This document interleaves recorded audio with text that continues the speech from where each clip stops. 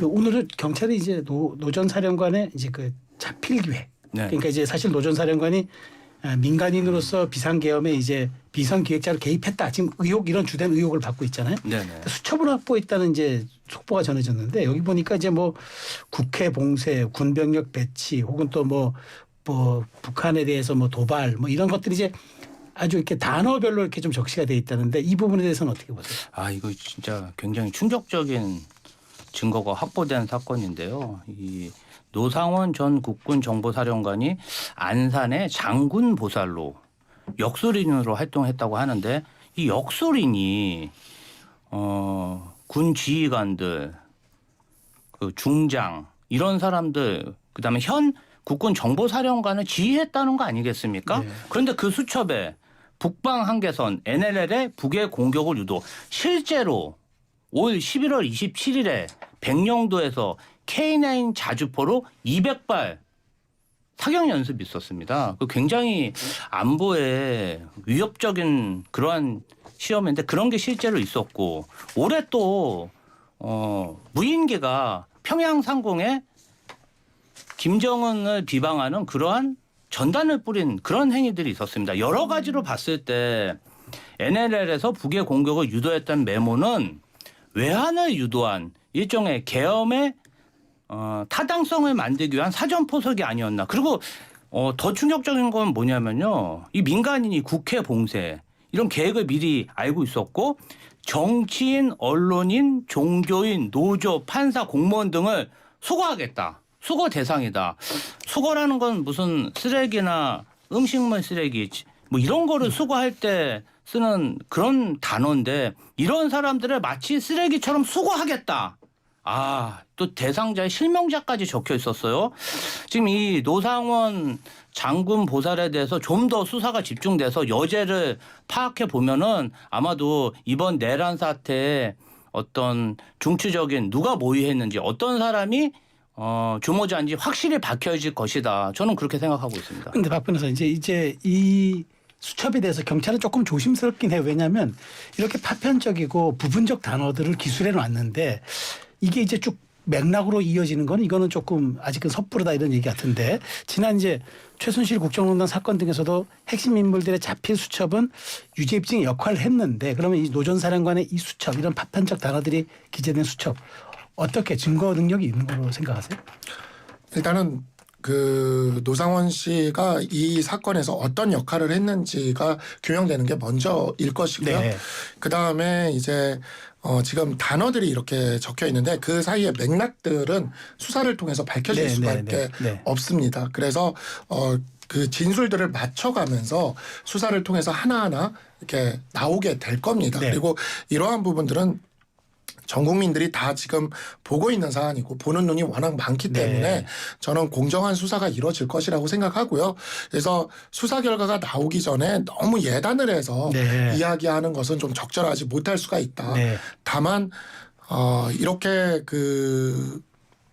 이 사건을 보면서 제가 좀 놀랬던 것 중에 하나는 과거에 이제 이 통합진보당 해산 사건에서 어떤 일이 있었냐면 그때 당시에 혁명적 조직이라는 하로라는 조직이 이 패스트푸드점에 모여가지고 내란 모의를 했다라는 내용이 혐의에 있었고 그 패스트푸드점이죠? 네, 같은 패스트푸드점입니다. 그게 통합진보당 해산 사건의 판례에도 들어가 있어요. 그 패스트푸드점이 그렇게 있다라는 게 들어가 있는데 당시 이석기 전 의원이 뭐라고 얘기를 했냐면 이런 이야기를 했어요.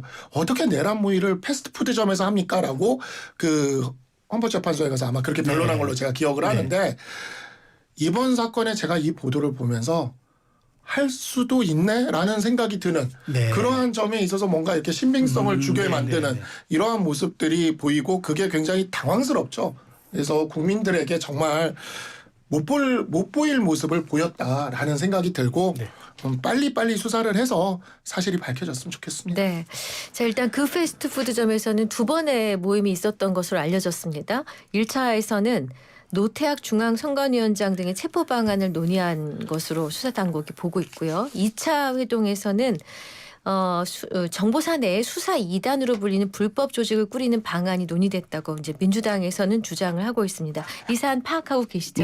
실제로 2차 회동이 있었을 때 그날에 바로 계엄이 터진 12월 3일입니다. 그때 그 패스트푸드점에서 노상원 전 정보사령관 주재로 군 장성들이 회의를 했는데 거기에 93의 파주 제2갑 이 기갑 여단장이 참여했습니다. 이 기갑 제2기갑 여단은 사실은 K1 전차가 30대나 정말 그 수도권에서 그런 기계화 사단이 있는 부대인데 사실은 이분이 다른 군단에 속해 있는 지휘관인데 정말 그런 인적 네트워크, 사적인 그러한 지휘를 받아서 롯데리아에 가서 패스트푸드점에 가서 그러한 논의를 했다는 것 자체가 굉장히 충격적이고 1차 회의 때는 노태악 선관위원장이 케이블 타이로 손목과 발목을 묶고 두건을 씌워서 뭔가 데리고 오자. 뭐 그런 선관위 직원들에 대한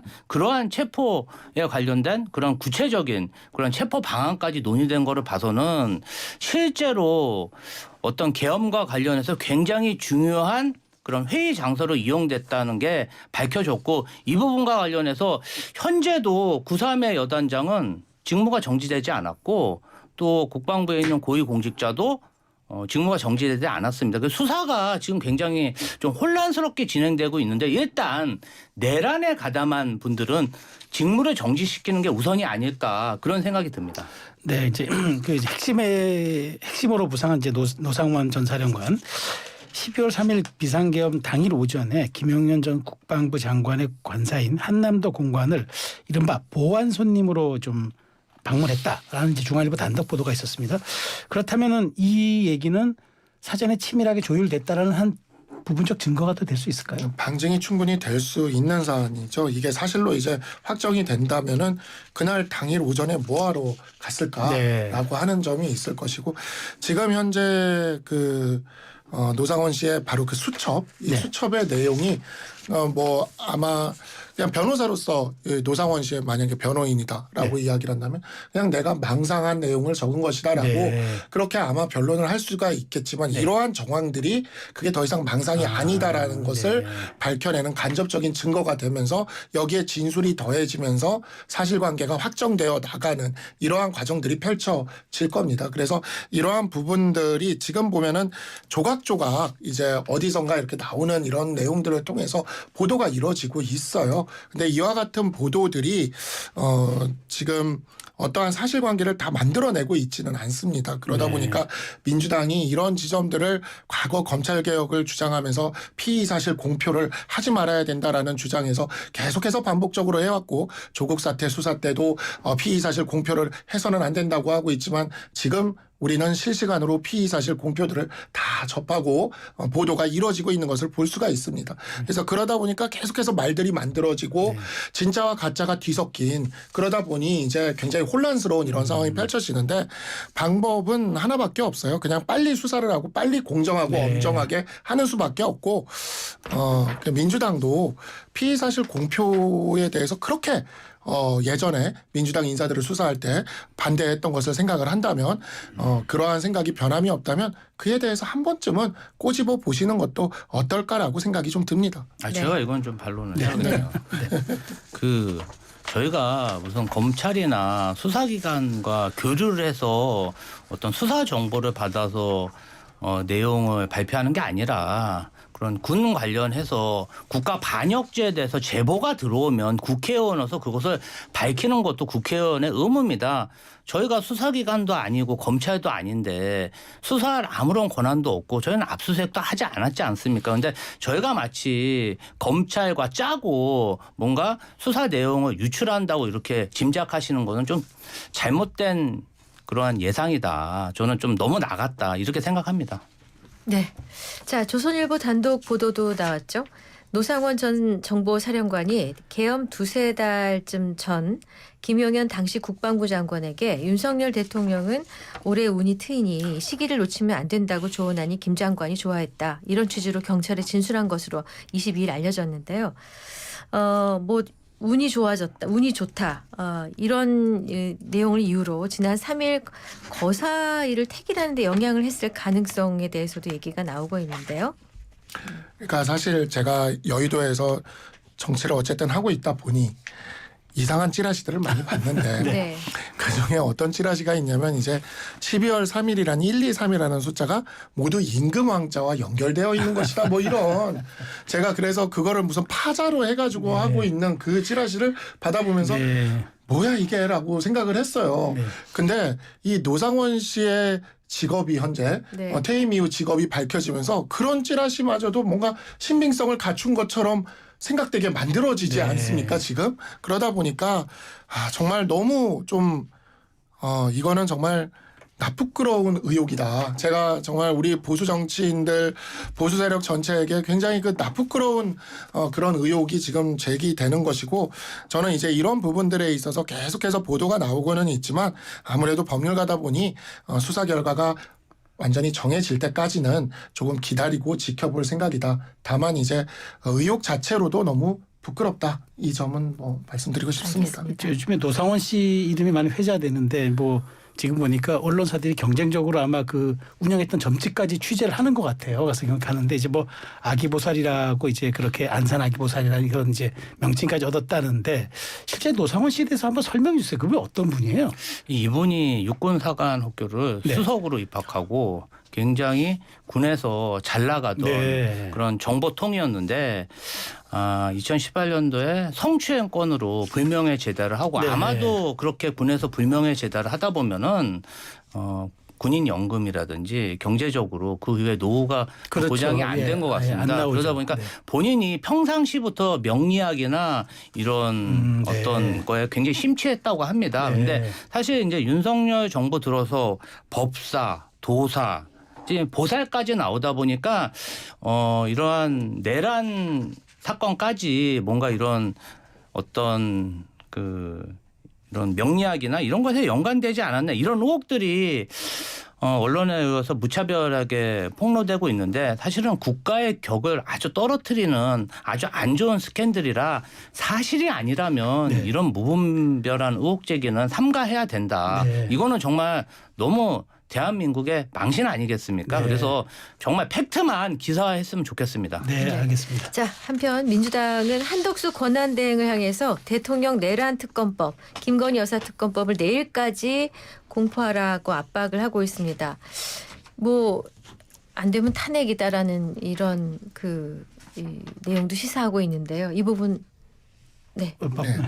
그러니까 이제 민주당 입장에서는 이 공수처나 이 합동수사대죠. 이 합동수사단의 그 수사가 본인들이 생각하는 어떤 특검이 구성되기 전에 이 수사가 끝나서 기소가 될까가 지금 가장 두려운 것 같아요.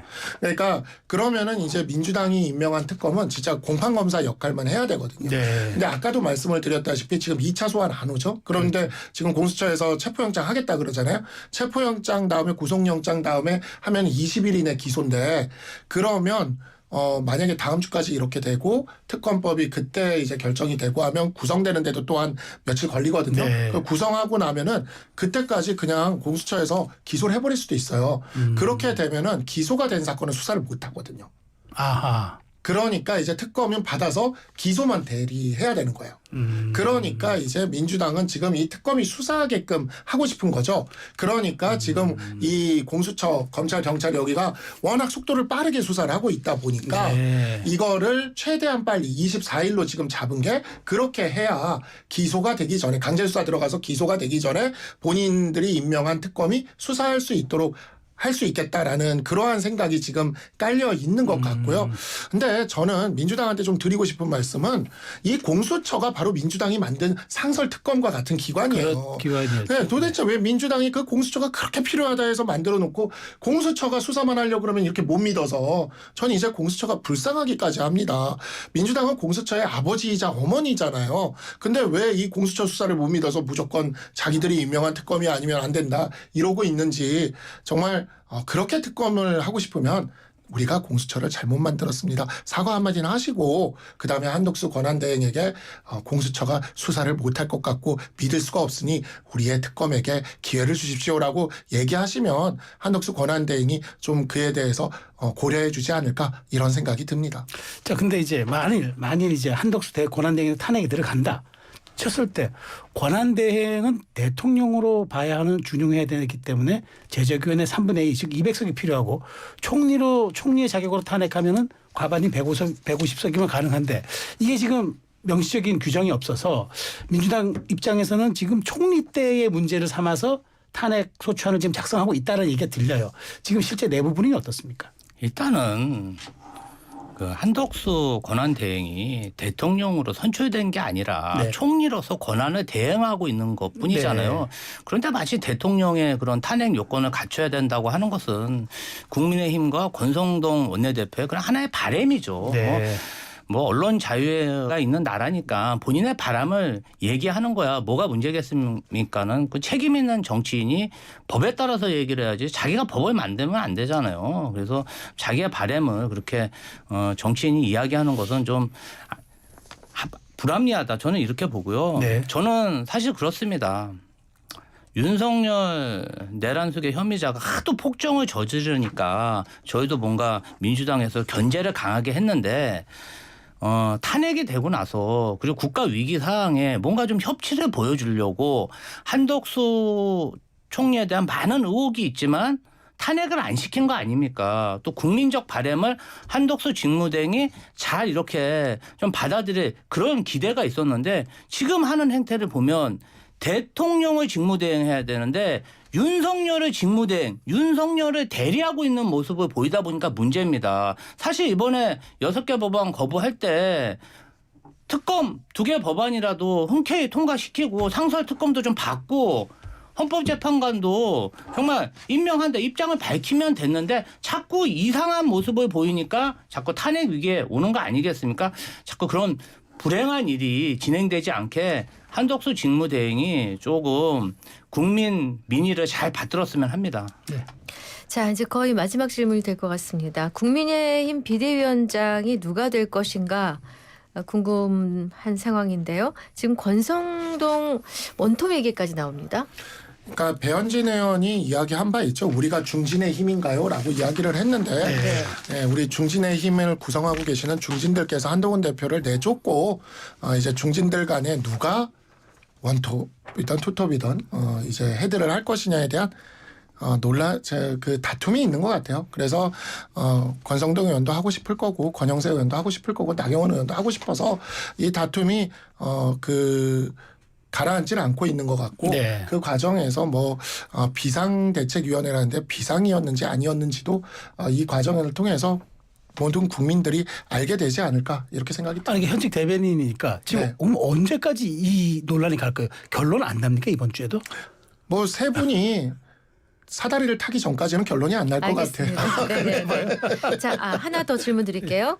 현수막 편파성 논란이 일고 있습니다. 선관위가 내란 공범 땡땡땡은 허용한 반면에 이재명은 안 된다라고 불허한 겁니다. 현수막에서. 네. 이 부분에 대해서는 짧게 한마디씩. 한마디씩 듣겠습니다. 아마도 선관위에서는 탄핵이 이루어지고 조기 대선이 이루어지지 않을까 그렇게 예상하고 조기 대선이 이루어지면 이재명 민주당 대표가 유력 대선 후보이기 때문에 대선 후보에 대한 그런 비방성 글을 올리면 뭔가 좀 선거에 영향을 줄 수 있다 이런 판단을 한 것 같습니다. 사실 그전에도 그러한 일들이 많았기 때문에 저는 이번만 특출난 게 아니라 관례대로 했다 이렇게 생각합니다. 네.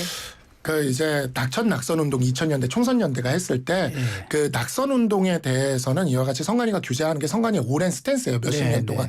근데 이제 문제가 되는 건 이거는 권성동 원내대표 말도 저는 조금 합리적이라고 네. 생각하는데 문제가 되는 건 지금 아직 탄핵 심판이 확정된 게 아니잖아요. 네. 뭐 우리는 정치인들이나 언론은 탄핵 심판이 확정된 것처럼 생각하면서 아니 뭐 홍준표 시장 같은 분은 탄핵 심판 확정된 것처럼 대선 준비할 수 있지만 국가기관인 선관위가 네. 아직 탄핵 심판이 확정되기도 전에 네. 이재명 대표를 대선 후보라고 상정하고 이건 낙선 운동이라고 얘기하는 건 네. 이건 좀 바람직하지 않은 것 같아요. 네. 그래서 아마 선관위에서도 회의를 하는 것 같고요. 오늘 회의한다 그러죠. 네, 오늘 전체 회의를 하는 전체 것 회의를. 같습니다. 네. 그래서 이러한 분이 국가기관은 좀 신중해야 되거든요. 국가기관까지 널뛰면 안 되잖아요. 네. 그러니까 그 부분은 좀 신중해야 되지 않을까 싶습니다. 네, 알겠습니다. 자, 오늘 말씀 여기까지 듣겠습니다. 지금까지 박상수 국민의힘 대변인, 김주호 더불어민주당 전 당대표 정무조정부실장과 함께했습니다. 고맙습니다. 잘 들었습니다. 감사합니다.